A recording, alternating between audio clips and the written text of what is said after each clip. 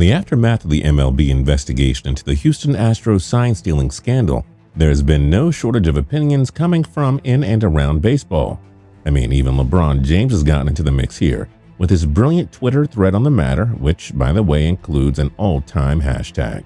Anyways, it seems like the only folks that don't have much to say are the ones who are actually involved with the Houston Astros organization. And the ones that have spoken up only seem to make it worse, either offering up little of substance like Alex Bregman or Jose Altuve did, or completely lashing out like Carlos Correa. The court of public opinion seems to have made up its mind on the Astros, so I wouldn't expect them to be accumulating many new fans in the coming years. And as far as the players implicated in the scandal who are still in the Astros, well, I would expect them to see more than a handful of four-seamers spinning their way during the 2020 MLB season. But the question remains, is that enough? A few extra beanballs, a laughable $5 million fine, and the loss of a few draft picks? Of course, they also lost their manager A.J. Hinch and general manager Jeff Luhnow, who were suspended for a year and subsequently fired by ownership shortly after the news broke. But a lot of people around the league, players included, are speaking out because they don't believe that the punishment was severe enough. So let's take a look at exactly what the Astros were found guilty of, what has been inferred, and how some other cheating scandals have been handled throughout the history of professional sports. And then we can decide, should Major League Baseball strip the Astros of that 2017 World Series title? Here were the findings from MLB Commissioner Rob Manfred's report. The allegations started in 2017, the year they won the World Series, and Houston was reviewing a live feed from the games in the video replay room to learn and determine the signs that the opposing catcher was replaying to the pitcher. Now, to be fair, they were not the only team at this time using technology to bend the rules around sign stealing, as the Boston Red Sox were fined for doing so during the 2017 season as well. But this is where it goes awry for Houston. MLB went out of its way to clarify its stance on sign stealing, specifically emphasizing that any use of replay or video rooms to decode signals was banned. Yet the Astros continued to carry out a similar scheme to Boston, but unlike the Red Sox, they did not stop after the warning shot was fired.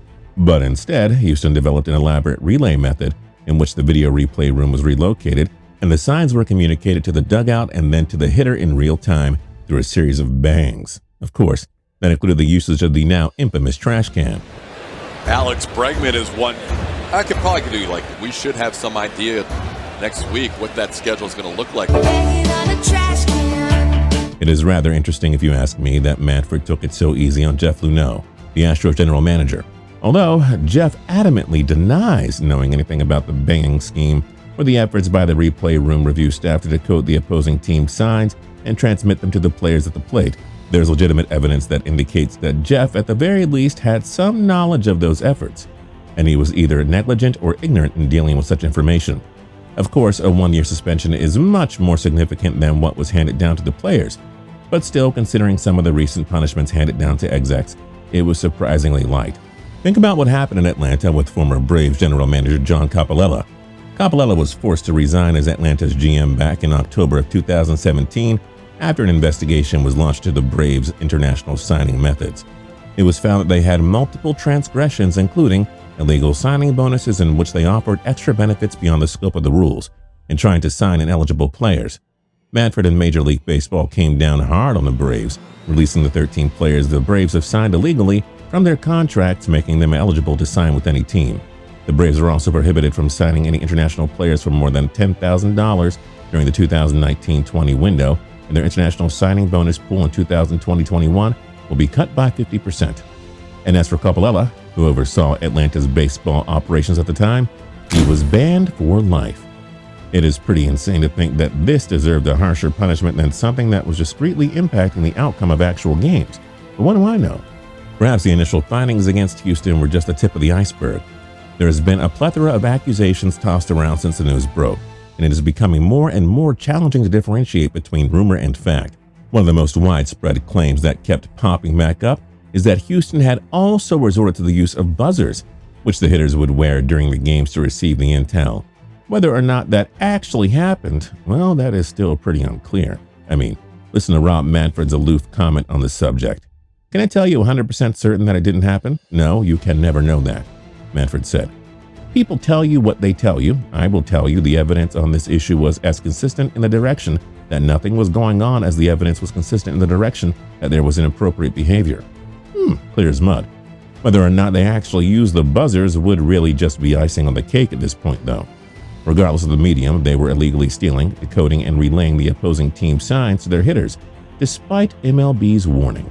It is interesting that Rob Manfred has decided that, despite baseball history being filled with scandals and harsh punishments, now was the time to take it easy on the Astros, and in particular the players who are all granted immunity in exchange for information.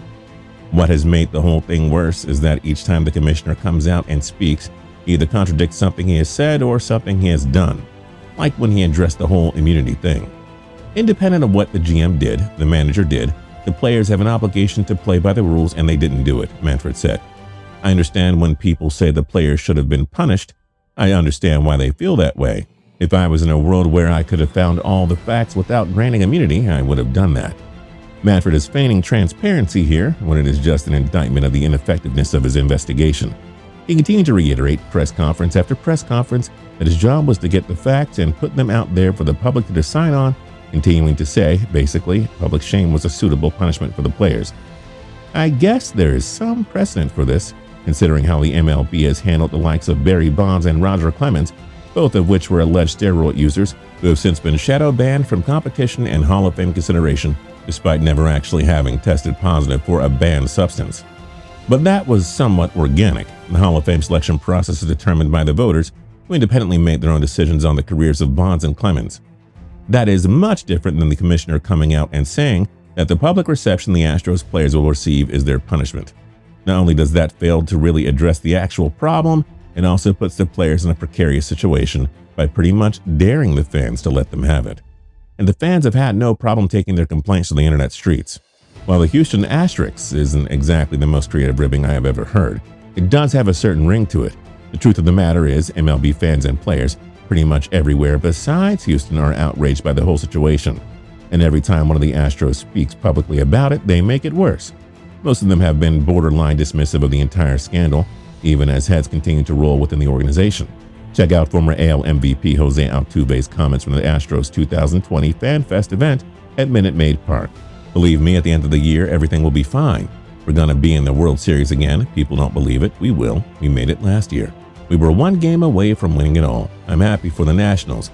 We will be in the World Series again. You don't want anyone to call you a cheater. I have two options. One, you just cry or go out and play the game and perform and help my team, and you know which one I'm going to do. Here's an idea, Jose. If you don't want anyone to call you a cheater, then maybe, just maybe, don't orchestrate an illegal sign-stealing scheme, especially after the entire league was warned.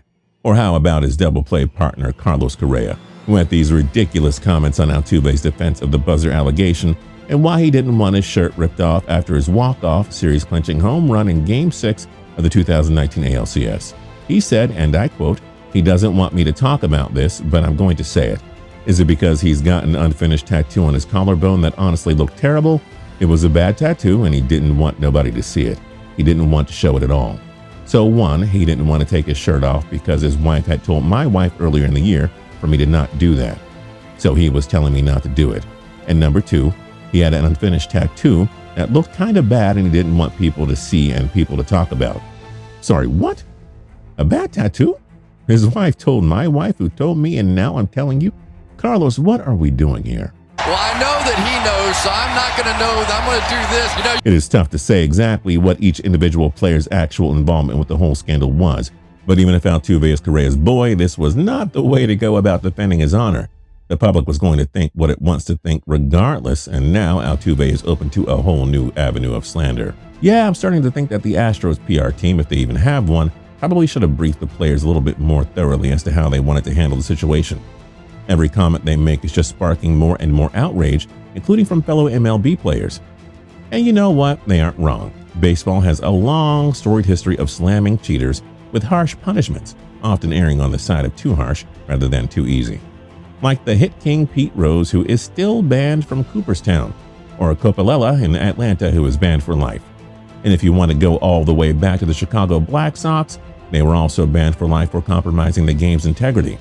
But that being said, baseball does seem to pick and choose its spots. They turned a blind eye to the early days of the steroid era, and they have never really cared to address the rampant greenie use back in the 80s.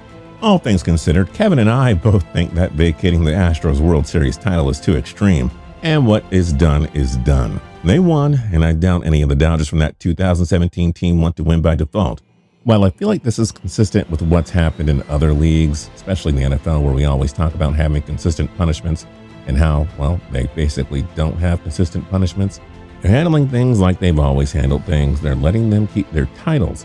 But I think, like Kevin does, that the MLB should have come down on the players with suspensions, at least for the ones who were proven to be involved. I also think that whatever is done in the future, whenever this does happen, while stripping a title is one thing, handing out severe punishments at a level that prevents people from ever thinking that they could ever do this and come out unscathed is important, because we're protecting the future of baseball or any sport when we don't allow cheating to go unpunished and become rampant. However, it seems like the opportunity to do so has come and gone now for this particular incident. So expect a season chock filled with complaints from players, memes on Twitter, and plenty of pitchers taking the rules into their own hands and beaning the Stros. Do you think the Astros should have had their World Series title vacated? Let us know your thoughts in the comment section down below. If you liked the video, then like the video. We'd really appreciate it. If you're not subscribed yet, then click the subscribe button. We'd love it if you do that. And last but not least, don't forget to tune in to TPS for more cool videos every single day. We'll see you next time.